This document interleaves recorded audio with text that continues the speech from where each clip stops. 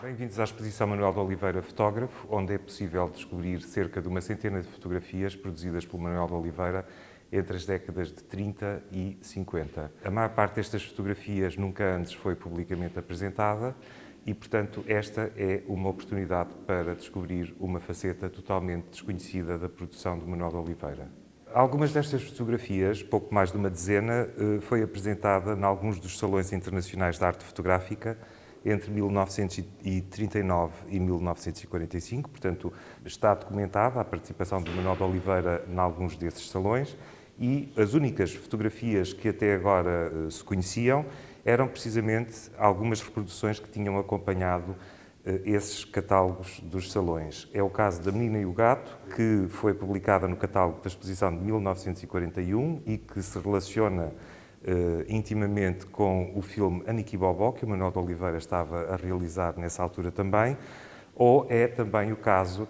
da fotografia Sol de Inverno, que foi publicada no Século Ilustrado numa crítica que dá conta precisamente de um desses salões em que o Manuel de Oliveira participou. A produção fotográfica do Manuel de Oliveira é um conjunto, uma coleção de imagens que se relaciona intimamente com a produção fílmica do autor neste mesmo período. Algumas das imagens participam do mesmo espírito modernista que animou o Douro Faina Fluvial, outras imagens dialogam mais com a tradição picturalista, ou seja, com a tradição da fotografia, em que a fotografia tenta aproximar-se dos padrões e da linguagem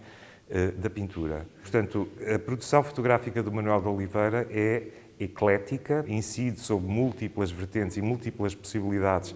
de exploração de uma linguagem visual própria através da fotografia. Estas fotografias têm em si mesmas uma validade e contribuem para perceber melhor o que é a prática da fotografia neste período. Podemos até dizer que, com a descoberta destas imagens e com esta exposição, se abre um novo capítulo no que respeita à história da fotografia dos anos 40 em Portugal, mas as fotografias permitem também perceber melhor ou ter uma imagem que de alguma maneira nos permite antever aquilo que poderiam ter sido muitos dos projetos idealizados pelo Manuel de Oliveira neste período e que nunca chegariam a ser realizados. Esse é, por exemplo, o caso de um filme, O Saltimbanco, de que apresentamos na exposição o guião original, bem como alguns desenhos preparatórios feitos pelo pintor António Cruz, que é o protagonista do filme O Pintor e a Cidade, realizado pelo Manuel de Oliveira em 1956, bem como de toda uma série de fotografias alusivas ao circo, de que temos também aqui na exposição os negativos, bem como ampliações contemporâneas que nos permitem, de alguma forma, ter uma imagem de um filme sem imagens, portanto, de um filme que nunca chegou a ser realizado. A mesma coisa acontece em relação a esta série fotográfica. São fotografias de aviação, são fotografias que foram realizadas no âmbito do Aeroclube do Porto, entre 1937 e 1938. Portanto, o Manuel de Oliveira tirou o verbete de aviação nessa altura nesta escola de aviação e propôs, inclusivamente, a realização de um documentário sobre a aviação civil e sobre o trabalho desenvolvido por esse clube. O documentário nunca chegou a ser realizado, há referência a esse projeto nas atas do Aeroclube do Porto e existem também estas fotografias que nos permitem, de algum modo, ter uma ideia do que poderia ter sido esse projeto e, obviamente, também do ambiente que se vivia no Aeroclube do Porto. Muitas vezes, os motivos fotográficos de Manuel de Oliveira incidem sobre a própria fotografia e sobre o ato de fotografar. Disso são exemplos, por exemplo, esta fotografia em que temos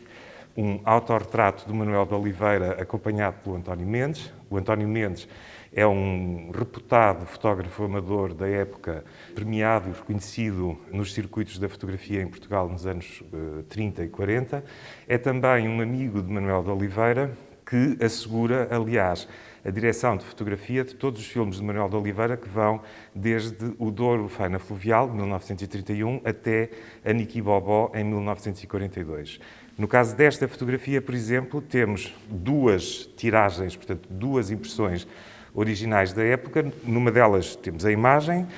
e na outra expomos o verso dessa fotografia, que tem uma anotação manuscrita do Manuel de Oliveira, que diz: autorretrato de Manuel de Oliveira, no farol do seu carro, ao lado de António Mendes e ao fundo a casa de nascimento do primeiro. Portanto, a casa onde Manuel de Oliveira nasceu, aqui ainda habitada, e casa essa que voltaria a ser convocada no filme Porto da Minha Infância, já em ruínas. Ou, numa outra vertente desta autorreferencialidade da fotografia, poderemos olhar para esta imagem, onde vemos simultaneamente negativos, provas de contacto e a deformação produzida sobre essas imagens por uma lupa, portanto, uma lente que a máquina fotográfica também é. E, portanto, este pensamento sobre a natureza da imagem e sobre as implicações da própria fotografia, portanto, esta dimensão autorreferencial é um aspecto que está presente em muitas das fotografias que integram a exposição. Portanto, nesta vitrine temos dois filmes que balizam, em termos temporais, as fotografias que apresentamos nesta exposição. O primeiro deles é o Douro Faina Fluvial, 1931, com direção de fotografia do António Mendes. O segundo é O Pintor e a Cidade, 1956, e que é o primeiro filme a cores realizado em Portugal, com direção de fotografia do próprio Manuel de Oliveira. Na vitrine podemos ver também o Manuel de Oliveira e o António Mendes durante a rodagem do Douro Faina Fluvial, o António Mendes fotografado pelo Manuel de Oliveira durante a rodagem do filme Famalicão, cuja direção de fotografia pertence ao António Mendes, mas também algumas anotações sobre aberturas de diafragma e tempos de exposição produzidas pelo próprio Manuel de Oliveira, bem como uma escala de cores proveniente da Ágafa Leverkusen, na Alemanha, portanto, onde o Manuel de Oliveira, em 1955, faz um estágio para a aprendizagem da cor no cinema, que determina a realização do Pintor e a Cidade, o primeiro filme a cores, e que determina também um regresso do Manuel de Oliveira à realização, depois de ter interrompido a realização fílmica na sequência do mau acolhimento do filme A Niki Bobó, estreado em 1942. Portanto, apenas 14 anos mais tarde, o Manuel de Oliveira regressa finalmente ao cinema com O Pintor e a Cidade, assegurando ele próprio as diferentes etapas de elaboração do filme, também, neste caso, a fotografia, pela qual obteve, aliás, um prémio que é igualmente apresentado na exposição. Entre estes dois polos, temos fotografias que se aproximam do espírito modernista do Douro Faina Fluvial, já o disse, e outras fotografias que dialogam, de facto, com a tradição da pintura, como é evocada a pintura no filme O Pintor e a Cidade. É o caso das imagens que temos aqui, onde, para além de termos intervenções do próprio Manuel de Oliveira sobre as imagens, retoques que salientam alguns pormenores dessas imagens, acentuam contrastes, acentuam sombras que na maior parte das vezes aparecem com grande crueza, podem estas intervenções passar também por viragens a sépia, outras tintagens e negativizações, como temos bem presente nas fotografias que apresentamos nesta parede, e que são fotografias que, como eu dizia, dialogam com esta tradição da pintura e, no fundo, procuram uma aproximação da imagem fotográfica à imagem pictórica. Portanto, são fotografias que pretendem apresentar-se não apenas como fotografias, mas como imagens que dialogam com toda uma tradição da pintura e da história da arte. Aqui temos alguns retratos de Maria Isabel de Oliveira, a mulher de Manuel de Oliveira. São retratos produzidos entre 1939 e 1940, portanto, no momento em que casam. Aqui, este fundo absolutamente neutro sobre o qual esta figura se destaca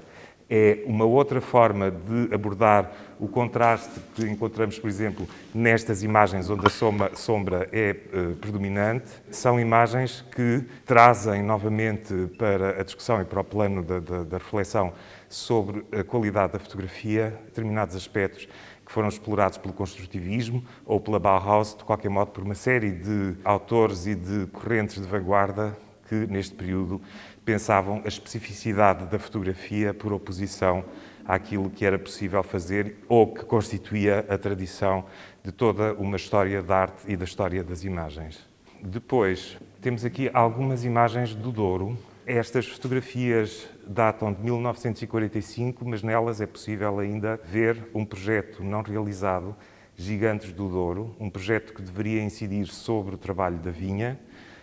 e que é evocado pelo Manuel de Oliveira no filme O Porto da Minha Infância, dizendo que é um filme que ele gostaria de ter feito e que não conseguiu reunir condições para o fazer, mas que é um filme que, na homenagem que pretende prestar aos trabalhadores do Douro e ao árduo trabalho da vinha, viria a transparecer numa série de outros filmes realizados bem mais tarde, como é o caso, por exemplo, de Val Abraão,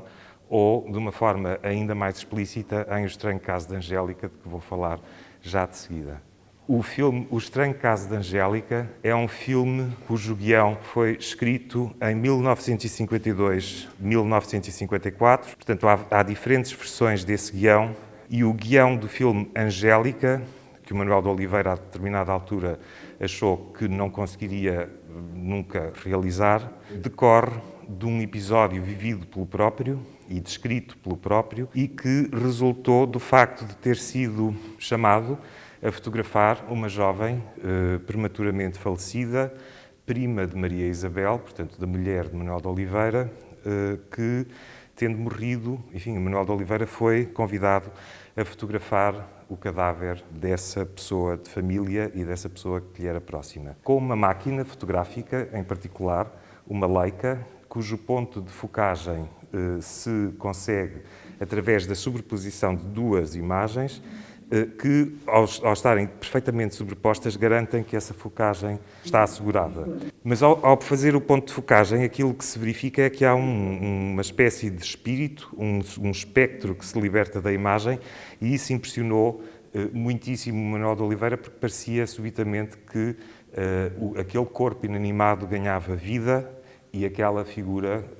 se animava através, paradoxalmente, de uma arte que é uma arte da imagem inanimada, da imagem fixa, portanto, da fotografia. No filme O Estranho Caso de Angélica, de que temos aqui um excerto, vemos precisamente o fotógrafo, que é o protagonista do filme, a fotografar a recriação, no fundo, numa cena que é uma recriação desse episódio vivido pelo Manuel de Oliveira, a fotografar a jovem Angélica. A personagem é, aliás, significativamente interpretada pelo Ricardo Trepa, neto do realizador, que assim aparece no filme como um prolongamento do seu avô. Mas temos também aqui algumas fotografias originais da Maria Antónia Carvalhais, portanto, a jovem morta, fotografada pelo Manuel de Oliveira em 1952, que inspirou o filme. Em primeiro lugar, o guião de Angélica, escrito na mesma altura em que o episódio foi vivido,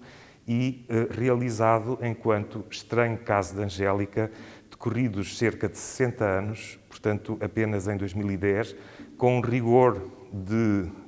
aproximação ou de tentativa de aproximação da cena ou da situação efetivamente vivida pelo realizador, que é notável e que mostra o rigor obsessivo com que o Manuel de Oliveira construía as suas imagens, aspecto que as fotografias que apresentamos nesta exposição sublinha também. Estas imagens que aqui vemos, por exemplo, esta aqui, que não tem título e que não foi também possível datar, são imagens que dialogam de uma forma mais ou menos direta com esta relação da fotografia com a morte. Esta imagem é particularmente notável. Há uma curva na estrada, a luz incide precisamente no ponto em que a estrada desaparece, se oculta por detrás deste morro, sem que saibamos muito bem o que é que se encontrará depois desta curva, ou, como é o caso ainda nestas imagens, que falam por si, uma porta com postigo que dá para um espaço absolutamente negro, sombrio, uma porta de uma igreja, poderia ser também a porta de um túmulo, 3 vasos de opalina, que é uma matéria extremamente frágil e que nos aparecem com um reflexo que se desdobra numa imagem dentro da imagem, portanto, uma imagem onde temos simultaneamente a corporalidade do objeto e a imaterialidade do seu reflexo sobre este tampo. Ou ainda, desta outra fotografia, esta sim tem um título, chama-se Última Etape, onde vemos uma figura espectral, fantasmagórica, temível, a desaparecer ou a emergir deste fundo sombrio com uma vela à frente, vela essa que naturalmente e inevitavelmente se extinguirá. Como podemos constatar, a exposição é constituída por uma grande diversidade de imagens, imagens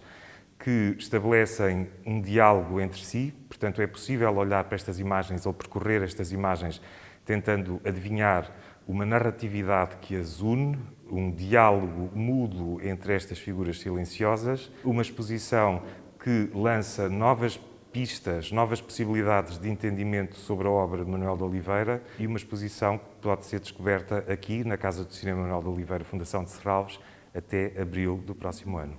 Obrigado.